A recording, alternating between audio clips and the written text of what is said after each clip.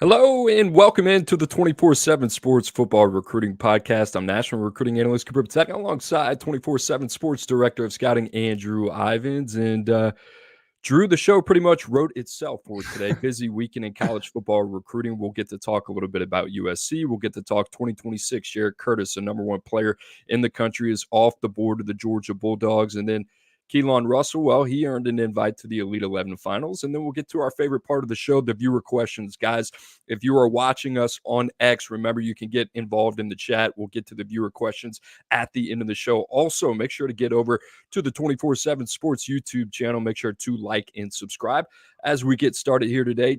Drew, we got a little bit of a Michael Jordan flu game situation with you. You went up to New York, FAU, the Owls, overtime thriller. Unfortunately, on the wrong side of that one. Was it worth it? Even though you didn't get the dub. Yeah, FAU lost. We lost our coach, and I came back sick. Right, subways, trains, planes, automobiles, all that. Under the weather, Cooper. Under the weather a little bit, but thankfully there was a lot of college football recruiting news, so it wasn't hard to put together a rundown for the show. How about USC, man? I was at the airport on Sunday, and I'm like, whoa. When we, I think, signed off, maybe I did it on the Cover 3 podcast. I was like, where's USC? 56th in the rankings. Now they're what? 11th, 13th? Big weekend for the Trojans. I can't wait to talk about it.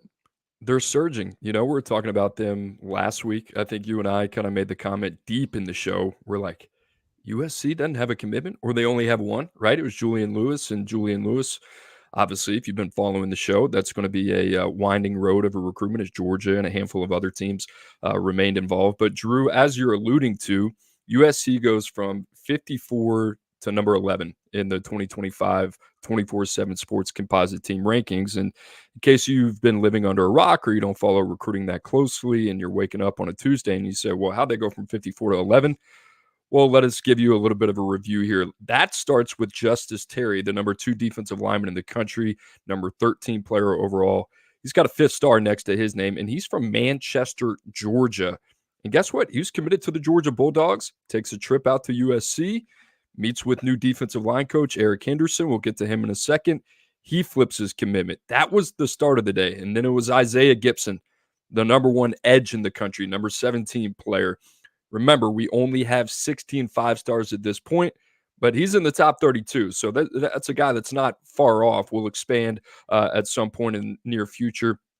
Then they add Hilton Stubbs out of the Sunshine State, number 10 safety in the country, number 95 overall. So there you have it.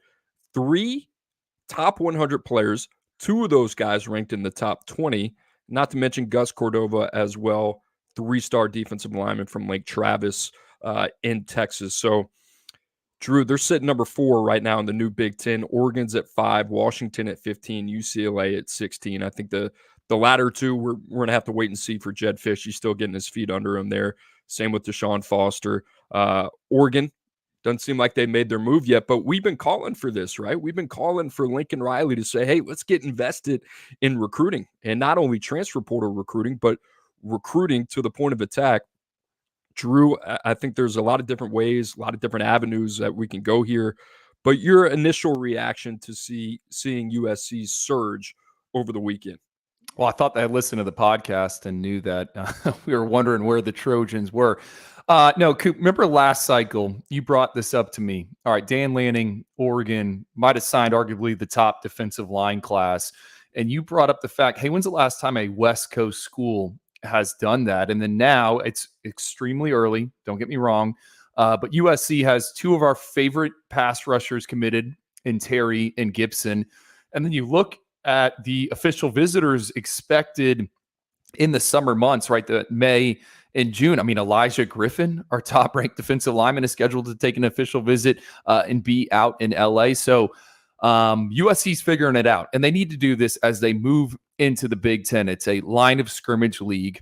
I think Justus Terry in the middle is going to be able to, free some things up for them. This is the type of guy they need to get because they're not on the West Coast. And then Isaiah Gibson, he's kind of one of these wild cards for us. You mentioned it. He's number 17 in the rankings. I mean, there was plenty of conversation internally behind the scenes at 24/7 Sports about making him a 5th star. And if we had a 32 player field right now, he would have a 5th star next to his name. So I think what's notable, Trojans in SEC country, and they get 2 really good ones. And then, I mean, we can get into Hilton Stubbs whenever you want, but it's impressive. And then when you kind of opened up the hood and then you see, all right, USC also has, I think it's 21 top 247 prospects set to take official visits in May and June.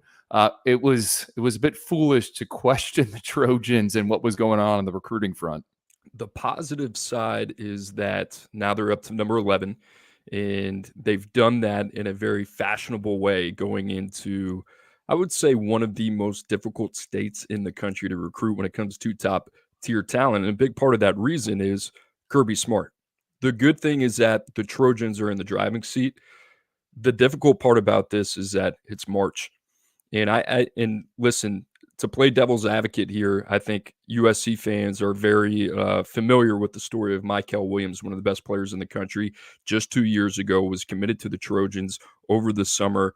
A few months later in October, flipped to Georgia. I think that's where USC is right now. It's going to be very difficult. I talked to some people around the Georgia program, just trying to get a feel for how they're reacting to this. I feel like Georgia's been in this situation before, right? And they don't blink. We kind of saw it last year with KJ Bolden, but it almost brings a little bit more of a extensive focus to the situation. And this is where geographical distance becomes an advantage for the Georgia Bulldogs. You mentioned Julian Lewis getting to campus, obviously visiting with Mike Bobo, Kirby Smart, and staff. We'll see what happens there. We'll talk about Georgia's quarterback situation a little bit later. But you think about Georgia, the identity of their team, it comes in the trenches, and that's where USC is trying to get to. But let's kind of look under the hood a little bit. I really like what USC did on the defensive side of the ball with their hires this offseason. And it starts with the defensive coordinator they brought over from UCLA, and D'Anton Lynn, and a guy that I'm a huge fan of after doing more and more research this morning, the son of Anthony Lynn, guy that played his ball at Penn State, had a cup of coffee in the league, spent some time in the NFL. Drew, just hearing him talk, kind of listening to the way that he kind of speaks about how he wants to build the roster, especially defensively, talking about what we talk about all the time, saying that the transfer portal is essentially free agency.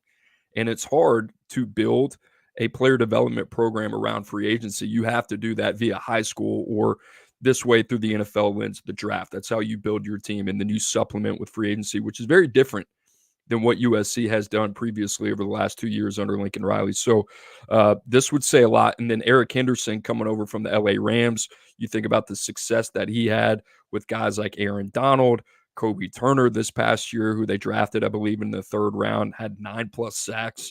That was kind of the buzz, right? You hear Justus Terry talk, and you hear his dad talk, and you hear Isaiah Gibson talk, and it was a lot about Eric Henderson and what he brought to the table.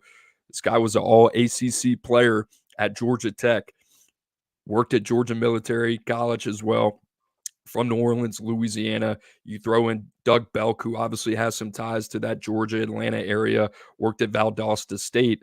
I would say USC is a team more equipped to recruit the Southeast and Georgia specifically than they have been in a while.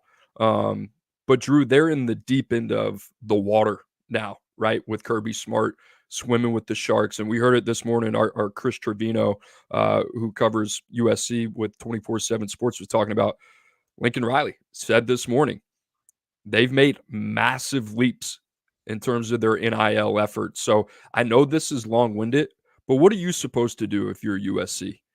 It's not like California and the West Coast have it year after year like they did last year with guys like Jericho Johnson, guys like Elijah Rushing, guys like Aiden Breland. It's not like that every year, right? It's maybe like that every 3 years. So what are you supposed to do? I applaud them going down to Georgia. The other part about this, Drew, if you can't get it across the finish line, it makes stacking that board, navigating that conversation so much more difficult. And this is going to be an incredibly difficult task for USC. They should get a ton of credit, but at the end of the day, where these guys sign ultimately is what you're going to be judged by. And this is going to be extremely challenging for USC to almost kind of pull off like an Ocean's 11 type heist in the state of Georgia. Are we marking this down as like a storyline to follow? I know we're going to talk about Kon Russell because we always do on this show later on, and him getting into the Elite 11 finals. But USC, are they going to be able to hold on to these guys? You brought up Michael Williams back in the 22 cycle. Let's also not forget Elijah Pritchett visited that weekend, and Christian Miller, two more guys from the Peach State or from the South. And, you know, this is going to be something to follow. Can USC get these guys across the finish line? And then what happens again with Elijah Griffin? I forgot Jared Smith's going to take an official visit there in the summer months. I mean, USC is in it not only for some of these top guys in the South, but those are top guys nationally on the board. I think it's a smart play by USC because you can only take what the market is going to give you. There is no Aiden Breland, as you said. There is no Elijah Rushing. So they've identified it. Now they got to get it across the finish line. Malik Autry, another guy that's going to visit out there, the Auburn commit, who's number 33 overall for us right now, or number 34. So a lot of big bodies going to check out the Trojans. I think the other thing is with USC, I mean, year 3, is it going to be Miller Moss? Is it going to be Jaden Maeva? Right? What's it going to look like offensively? You don't have the Heisman winner there, the presumed number 1 pick in Caleb Williams, certainly one of the best players college football I've seen recently. And then guess what? Week 1 in Vegas, who you got? You got LSU, right? And then after that, a couple weeks later, you got Michigan, Wisconsin, Minnesota, Penn State, Maryland, Rutgers, Washington. It doesn't let up, right? Now you're in the Big Ten. The reality is a little bit different. And the reason I bring up the schedule is I think a lot of this is going to have to be proof in the pudding. If very similar to, and this is maybe a bad use case, but very similar to Florida State last year with KJ Bolden, everything had to go right. And it did up until it didn't, right? With Jordan Travis getting hurt, they get Georgia in the bowl game, tough hand given to them. And then at the end of the day, KJ Bolden ends up flipping after a long commitment to Florida State to Georgia. It's going to have to be box after box that USC is going to have to check to keep these guys in the boat. And the hard part about this is navigating, all right, we're going to fight, we're going to fight, we're going to fight. How do you keep the other guys warm, right? How do you keep the 1B guys in the boat? How do you keep them interested without moving on?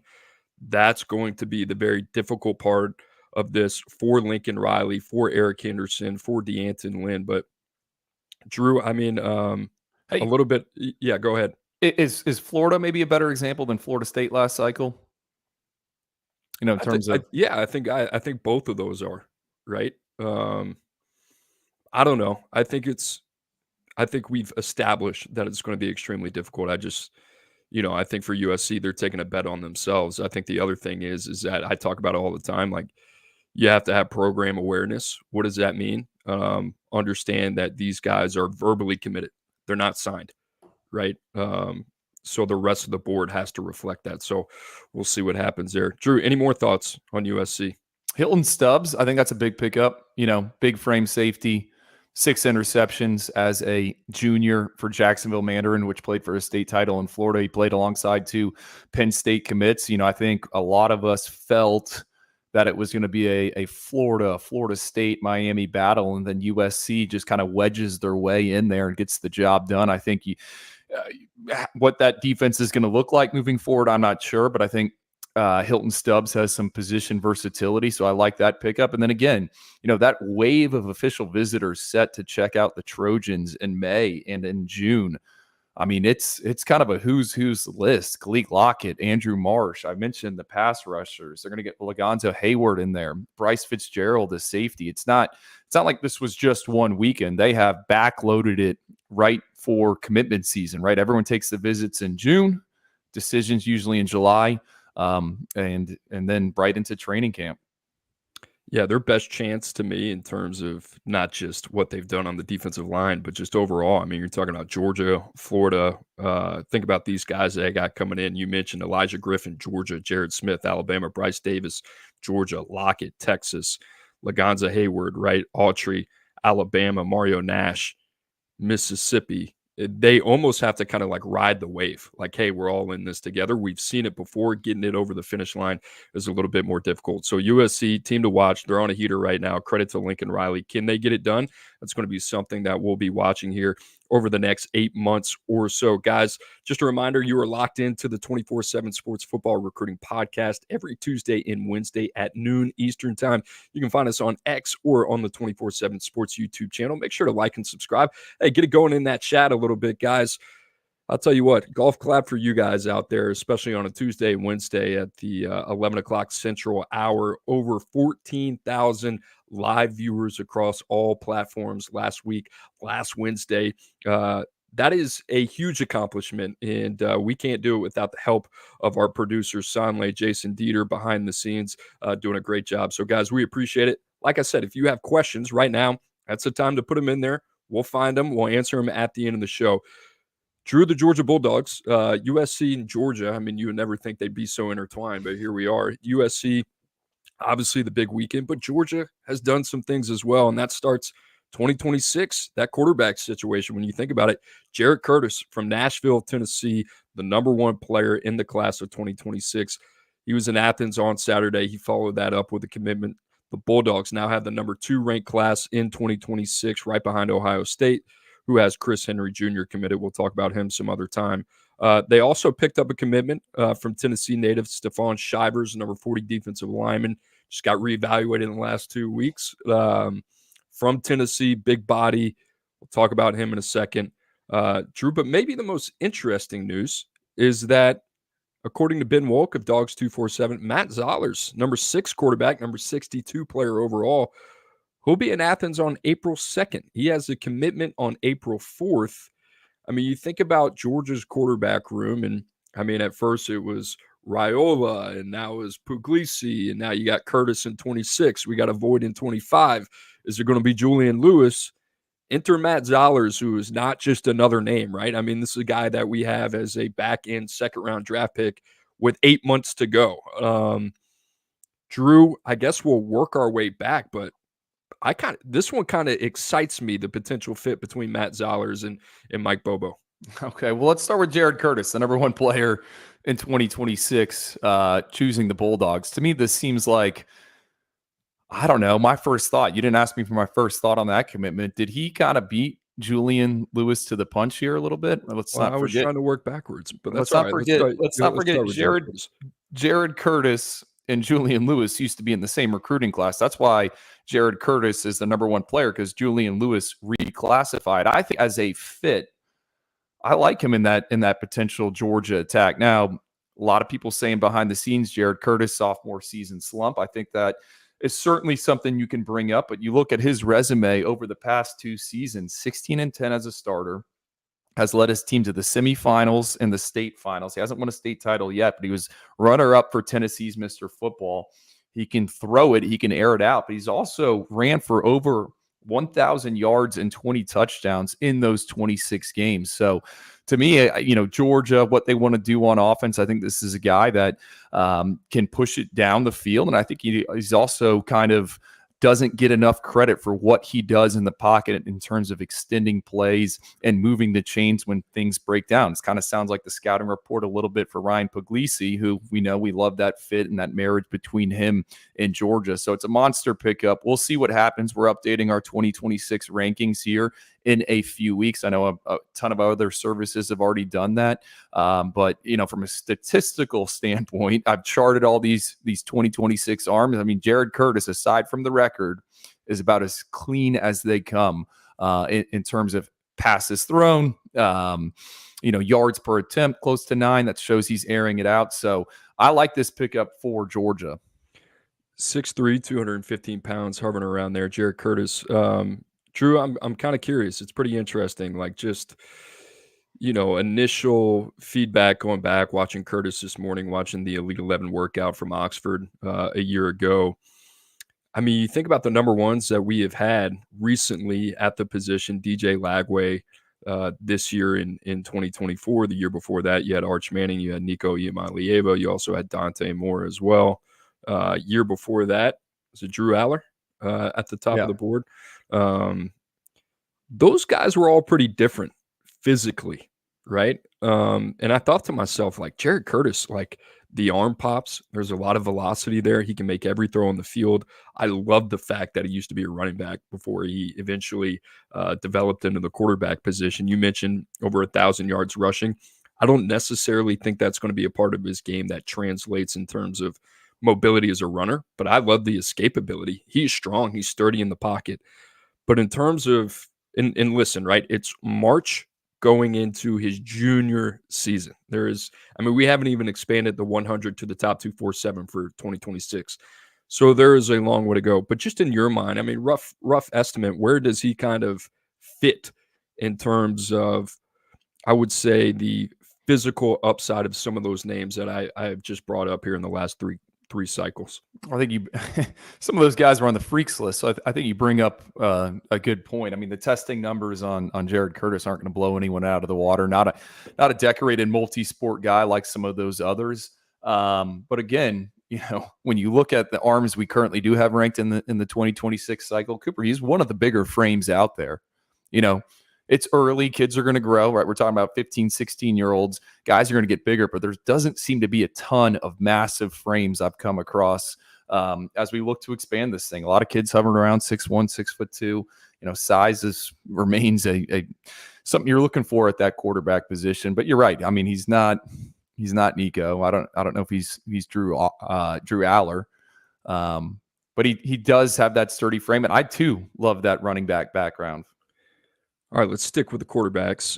I mentioned Matt Zollers, number 6 quarterback in the country, number 62 overall in 2025. I mentioned I like the fit here.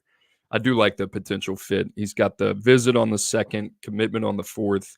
As of right now, I don't know, Drew. I mean, this is more of a question for Tom Lloyd, but like process of elimination, we're kind of reading between the lines a little bit. I mean, am I wrong? Kind of seems like Georgia and Matt Zollers, it's kind of heading that direction. Yeah, that's what Benjamin Wolk, I think hinted at in one of his insiders there on our Georgia site. This is an interesting quarterback domino that's going to fall because he's got a top 4, like you said. Penn State's in there. They already have a hold a commitment from Beckham Kritza, who is, I call him the journeyman of the 2025 quarterback cycle. He's been in a lot of different places. And then Zollers is just visited Missouri. They don't have a quarterback. And then he's also been checking out and heavily involved with nearby Pittsburgh, which just took a quarterback commitment over the weekend. So Matt Zollers is a domino that's going to fall. And I think it's going to affect a lot of other arms in the cycle. If he were to pick a Penn State, what happens with Kritza? If he was going to pick Pittsburgh, are they going to take 2 arms? And then obviously if he were to select Georgia, what does that do with Julian Lewis? Yeah, the Julian Lewis is now becoming more interesting to kind of watch because, I mean, obviously, who else you got out there? I mean, Alabama's still sniffing around a little bit. They need a guy. It will be fascinating to see what happens with Julian Lewis. But, I mean, if Zollers goes to UGA, I mean, it's best case scenario for USC, right? And big picture-wise, it's probably best case scenario keeping everybody in the boat. If you got one of the best quarterbacks in the country from the state of Georgia, to really be the catalyst with guys like Justus Terry and Isaiah Gibson, especially all those guys coming from the same area in the same state. That's a big win for USC just in terms of momentum. Drew, it wouldn't be a segment talking about Georgia without talking about the defensive line. Stephon Shivers, how about this? Big body, man. I don't know what we have him listed at. I got some numbers on him just recently. Shade under 6'5". He's a big dude. He's over 350 pounds, almost 34-inch arms, almost a 7-foot wing. Another guy that, I had ranked low in Tennessee. And then I came back and watched the junior tape. There was some buzz around him a little bit. You get a little bit more context. The other thing that was surprising, I think you brought it up to me, he's got over 1,000 points on the hardwood. I mean, big body. If there was one guy that I could maybe compare him to, not a clean comparison, guy that they took in the last 2 years, Jamal Jarrett. Maybe. And I haven't kept up with Jamal Jarrett, but like this dude is going to need the weight room in that nutrition program at Georgia to kind of get whipped into shape. I think it's going to be more of a slow build, a longer burn for Stephon Shivers, but it's not like you can't see what they're doing there, taking this commitment. I mean, Georgia being Georgia, right? We always talk about them hoarding the mass on the offensive side of the ball. They continue to do this on defense. It feels like every cycle there's a big guy that's tipping the scales at well over 325 pounds that they want to bring in as their nose. I mean, they continue to do this. And Shivers, he also plays some running back, Cooper. I don't know if you've seen the running back clips on the highlight tape. Nimble big man on the hardwood. I mean, this is one that's going to fly under the radar, but you can look up 2-3 years from now, and he's having an impact in the middle for the Bulldogs. And I think the most important thing is he's not going to another SEC program if you're a Georgia fan. The running back tape is impressive. It reminded. Do you remember the name Trevante Valentine? Yeah. Oh yeah. Any similarities there? That's the first name that came to mind. It was like, all right, big body, flashes on tape. Never put it together at LSU, but that's kind of what popped into my head. I was thinking, do you remember Justin Scott, who signed with Miami last cycle? He also had some running back tape out there. Those are two very different stories, the way they worked out between Justin Scott and Trevante Valentine. Guys, I talk about Tuesday, Wednesday. I bring this up all the time. Well, Thursday on the 24/7 Sports YouTube channel, you can find 24/7 Sports Live. Emily Proud, Smoke Dixon, Carl Reed, all the talent here at 24/7 Sports. Make sure to tune in 5 o'clock Eastern time. Make sure also to like and subscribe as well. I see you in the chat. Kane's talking about Trevante Valentine. What a throwback. Absolute what a throwback. Love that. Didn't expect that name to get worked in this morning. Let's talk about our darling. I don't think we've hid from this at all. Let's talk about SMU commit Kon Russell, as he earned an Elite 11 finals invite over the weekend with his performance in Austin, Texas at the Elite 11 regionals. Number 7 quarterback in the country, number 63 overall. Drew, I don't want to say ad nauseum, but we have talked about him a lot on this show. We were a little worried that he might not make it out to the Elite 11 regional in Austin, which is what you need to do. You got to get out there. You got to earn that invitation. He got it. Drew, it just seems week in and week out, he becomes a more just mainstay in terms of the national headlines when it comes to quarterback recruiting. Kon Russell is now the name that is attached to the likes of Texas, Oregon, Alabama, Ole Miss, Florida, so on and so forth. Houston in there as well.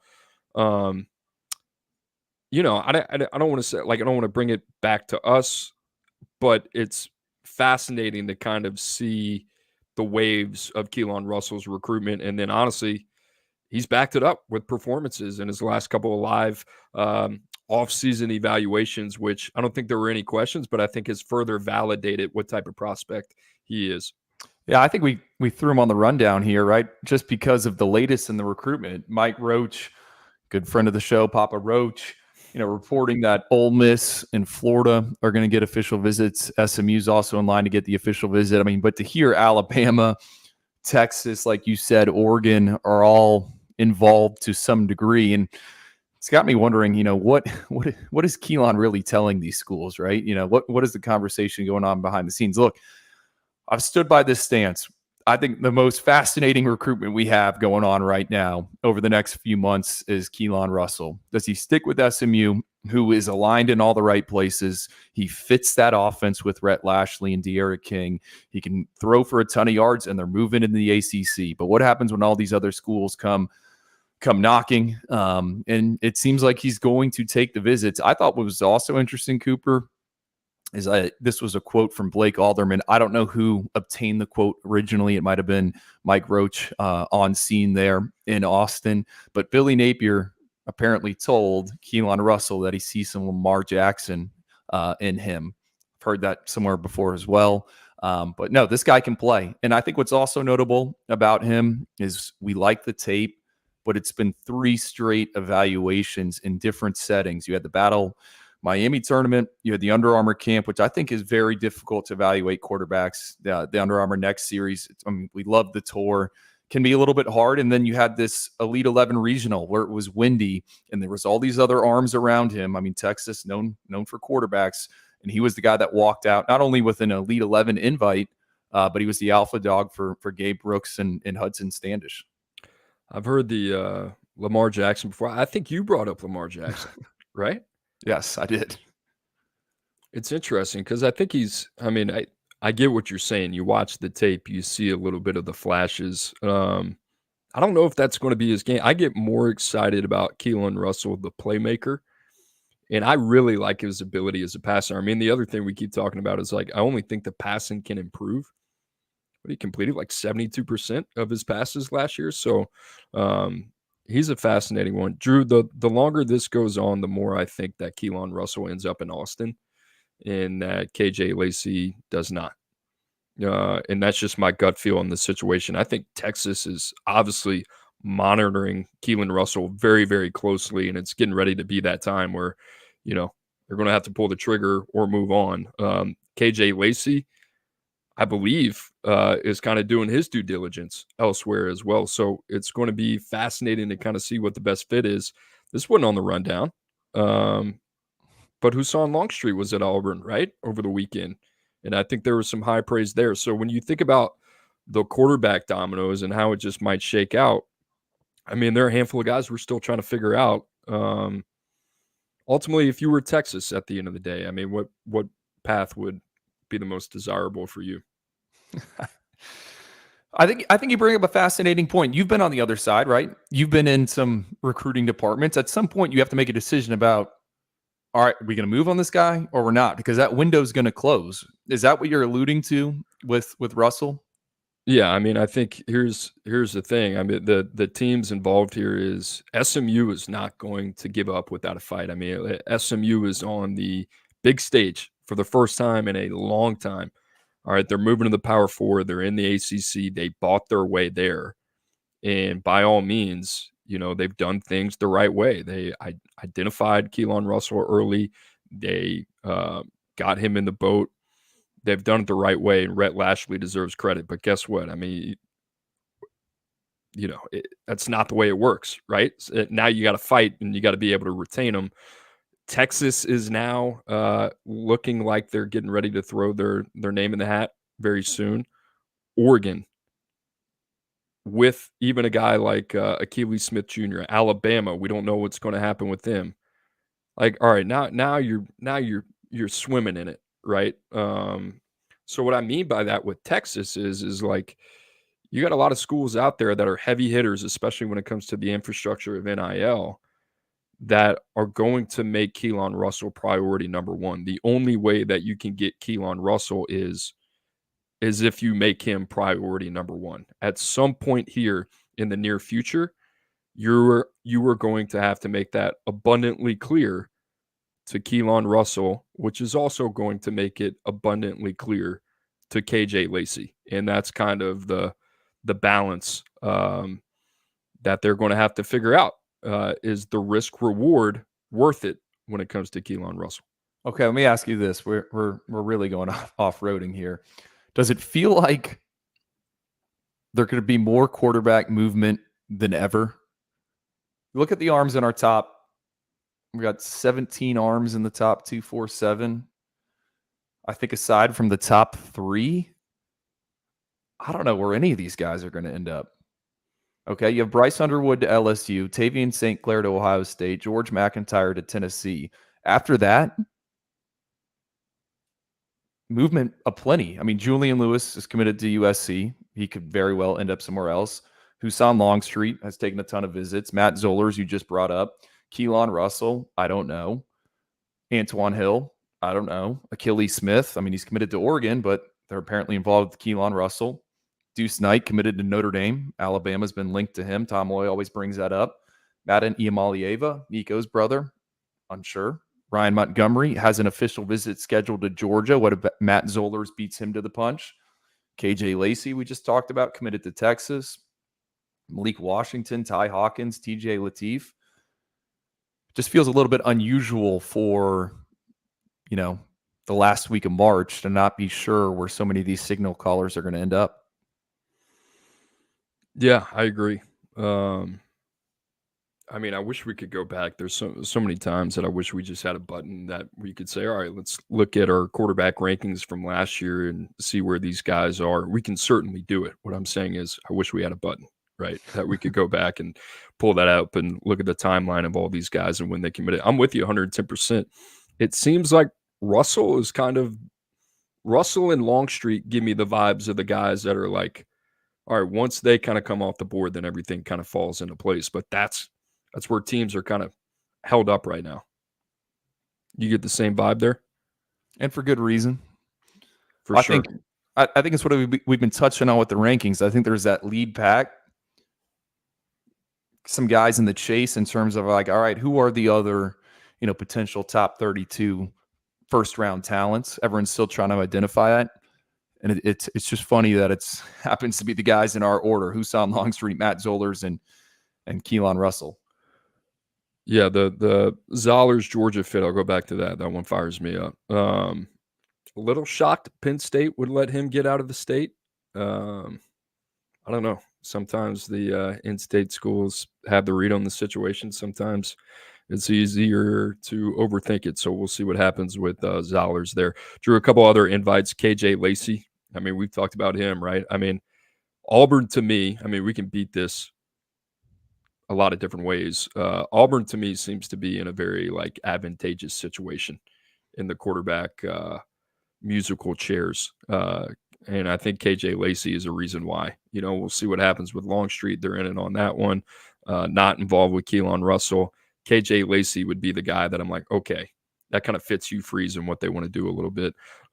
Kevin Sperry also got an invite, Oklahoma commit to the Elite 11 finals as well. Drew, any thoughts on him? Have you buzzed him? Yeah, I watched his performance in the state title. He was up in Oklahoma. He has relocated and he's back in Texas after starting his career off in Texas. I think it's an interesting take for the Sooners. I mean, they believe in him, obviously. It's hard to find a player comp, around 6'1". Can't wait to see the measurements from there. He's kind of nifty. Don't know if he's got the strongest of arms in terms of being able to get it into the deeper third, but he's accurate. He can move around. He can run the football. I have him circled not only to see him at the Elite 11 finals, but I want to see him in this senior season because when you saw him as a junior, I mean, it was kind of an all-star cast next to him there.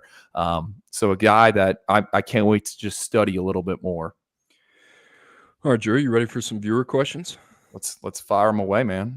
This one is very, very vague. It's from Canes Cats Heat 305 coming in with all caps here. He says, what's the info on Daryl Johnson, man? I have no idea what that means. Canes Cats Heat 305, if you're still in the chat, some more specifics would help, and then maybe we can give you an answer on that one. Since we're already talking about this one, living rent free in UT. Oh, living rent free in UT. If that's the case, good for you, man. Expensive town. Who do you guys ultimately think Keelan Russell signs with on signing day? I'll make this short and sweet. Texas. What about Ole Miss? I like it. It feels like this is like a budding marriage that we're just kind of waiting for it to happen. It's just a matter of time. It's kind of how I feel about that one. I think you're talking it into existence. You're trying to. I think that's a good one. I mean, Ole Miss is the other interesting school to me. You think about the season that the Rebels could potentially have, college football playoff. You think about Lane Kiffin, who, I don't know, if you go back and you look at his track record of recruiting high school quarterbacks, I think you can maybe poke some holes in it at certain stops. For example, when he was at Florida Atlantic many moons ago, the Owls didn't make a move on Michael Pratt, who did some big things at Tulane and could potentially be selected. But he's also hit with a ton of transfers, and he's also hit with some other guys as well at various stops. I don't know. The Ole Miss one is kind of intrigues me, and then Florida with Billy Napier, and I believe Keelan is working with the same coach that DJ Lagway did in terms of one of his quarterback trainers, and that would, I think, come down to, all right, what does Florida look like on the field in this upcoming fall, and does DJ Lagway get in there? But I could see Billy Napier kind of sinking his teeth in there and showing Russell that he could unlock plenty. That would be a heck of a follow-up. So I think one thing that we've determined is we don't know with Kon Russell, right? Still a ways to go. Definitely going to be a fun one to watch. All right, we got some clarity from Kane's Cats. He said, question is, did Georgia tell Daryl Johnson that he needs to camp to get an offer from UGA? And what is your take on that if you did hear that as well? I don't know. I don't know. I don't know what Georgia told Daryl Johnson or what they didn't tell Daryl Johnson. What I believe is that Daryl Johnson does not have an offer from Georgia. And the other thing that I would be strongly convicted in, especially when it comes to any player, especially ranked inside the top 247 from the state of Georgia, is that Georgia, this is not an assumption, is that they are going to do an extensive amount of homework. And that would include somebody like Daryl Johnson out of Dodge County, Georgia. The other thing I think you followed up with is saying top 50 player that needs to camp. Talk about the standards that I wish we had. Well, everybody's different, right? I mean, you think about Georgia, what they've done in the last 2 to 3 years, especially from a player development standpoint. They've won 2 of the last 3 national championships. Andrew and I talked about it last week in terms of what their linebacker room looks like under Glenn Schumann. It's a very specific type that they're looking for. They are recruiting the 1% of that position group year in and year out.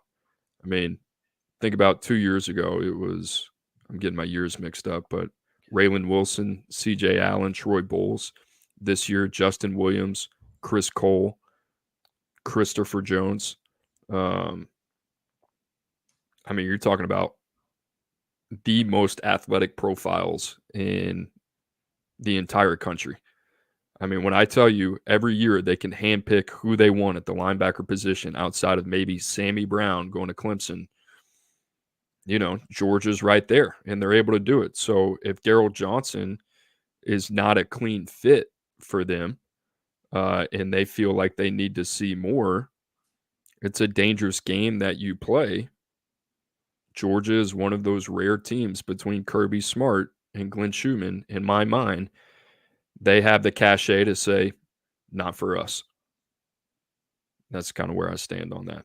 I feel like they've also done it at tight end as well.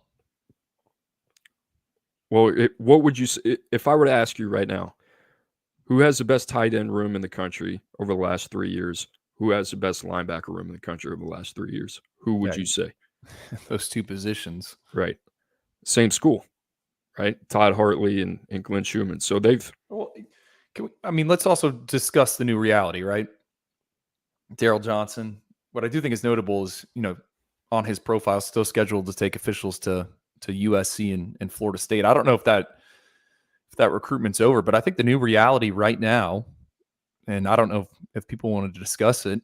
I mean, there is salary cap management going on around the country. So if you're a recruiting department, you have one grade on a guy, you know, how much are you willing to invest in that recruitment and go after that recruitment? Sometimes if you don't believe in it, you know, someone else does. I think we're only going to see more of those decisions where might not be a fit for us.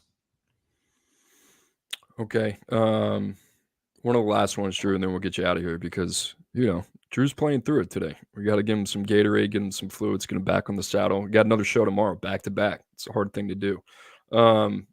Vague question, but a good question. We can take it anywhere we want to go. From Caden Jackson, he says, what's your thoughts on the upcoming receiver class? Like I said, very vague question. I don't know, Drew. The first thing that comes to my mind is that, like, last year was stacked. How many 5-stars did we have in the receiver class? Was it 7 or 8? I believe 8. We'll go back and double check. I mean, one of those guys, probably Terry Bussey, right?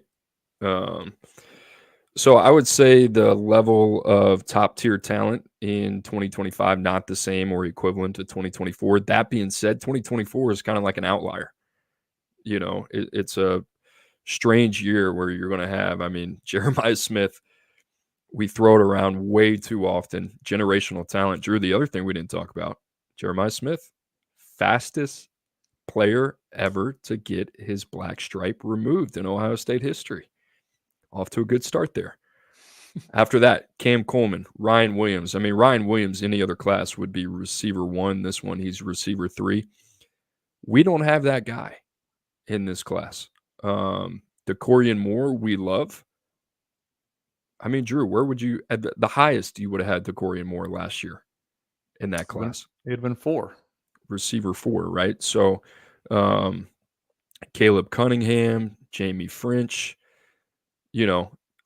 depth wise, I got to take a look at it, but just in terms of sheer top end talent, last year, like if you needed the guy, that would have been the time to go get the guy. And hey, other things I'm hearing positive reviews about TJ Moore, Clemson, which shouldn't shock us, man. I mean, he looked like one of the best ones we saw in San Antonio. So I think all right, we're going to compare 24 to 25. I just went back and looked. In our top 64, so that'd be first round, second round grades. In 2024, we had 13 receivers. And that same grouping in 2025, so 1 through 64, we have 6 receivers. I think Khalil Lockett has the best wide receiver tape out there right now in terms of his junior season. DeCorian Moore, we've discussed him at length, electric inside receiver, chunk play machine. He's a guy that catches passes from Kon Russell. But after that, I think it's kind of wide open, and maybe we'll get some clarity. Coop, we keep coming across some different individuals as of late that aren't in our top 247 that I think all could contend for spots in the top 247. So I think this receiver group off the hoof at this stage right now, without the senior seasons being played, without some of these premier events during the spring and the summer months, I don't think it's as top heavy. And I don't know about the depth just yet. Now we can look back, 4 or 5 years from now and realize that, hey, 2024 was this generational type of haul. But right now, it certainly seems like it's, I want to say lacking a little bit, but we're looking for those guys. And I have a hunch we'll find some. This time last year, I don't think Courtney Crutchfield was a name for us. Yeah, we'll get some guys that pop. I mean, we're still very much 8 months out. There are going to be a handful of guys that continue to kind of rear their heads over the next couple months as we get closer and closer to the high school season before that starts. Hey, Drew, way to play through it. Any final thoughts on today's show? Well, you brought up the Jeremiah Smith thing, man. I mean, him losing his black stripe faster than any other Ohio State freshman during spring practices. I mean, was that surprising? No, what I took from that was Brandon Innes, who might be one of the most competitive guys that I think I've seen over the last 3 years. When he was asked about it, he said he's got to play. I don't know what that looks like, but he said Jeremiah Smith has to play. That coming from Brandon Innes, who was a guy that hasn't really played much, saying that about another guy that will more than likely take some reps away from him. And, trust me, I'm the cynical one looking at it like that. But I think that says a lot about what he's been able to do in a short amount of time. Yeah. I think they just announced that spring game April 13th on Fox. Kind of must-watch TV, in my opinion. Before we go, there's a argument in the chat right now talking about, was it Chris Peterson's recruits or Jimmy Lake's recruits that brought Washington to a national championship? Those were not Jimmy Lake's recruits. I can tell you that. Those were Chris Peterson's, so y'all can stop that really dumb argument in the chat right now. But we appreciate it. That's what the chat's for, mixing it up a little bit. All right, guys, for Andrew Ivins, I'm Cooper Petagna. Make sure to like and subscribe to the 24/7 Sports Football Recruiting Podcast on the 24/7 Sports YouTube channel. Also, if you're listening to us on the airwaves, wherever you find your podcast, make sure to leave a review on there as well. Guys, same time tomorrow. We'll be back. Some hot topics. Pretty sure our boy Tom Lloyd is going to be on with us as well. Another week of college football recruiting. We're your guides, baby. March 26th. We're just getting ready to roll. We'll see you tomorrow.